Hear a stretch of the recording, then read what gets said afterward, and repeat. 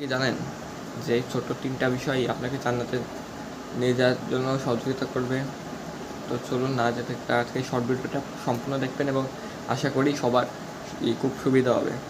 কারণ এই 3টা বিষয় যদি আপনি নিয়মিত ফলো করেন তাহলে এটাই হতে পারে আপনার জান্নাতের যাওয়ার জন্য সহজ চাবিকাঠি। তো আসুন শুরু করি। প্রথমত নিয়মিত সালাত আদায় করা মানে নামাজ পড়া। তো এটি হলো জান্নাতে যাওয়ার সোজা রাস্তা। দ্বিতীয়ত সবার সাথে মিষ্টি ভাষায় মানে সুন্দরভাবে ব্যবহার করা। আর 3, বেশি বেশি করে দান সৎকার করা, কারণ আল্লাহ সবাইকে বেশি বেশি করে দান সৎকার করতে বলেছেন।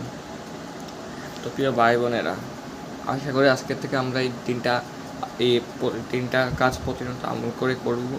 তো ইনশাআল্লাহ খুব ভালো ফায়দা হবে।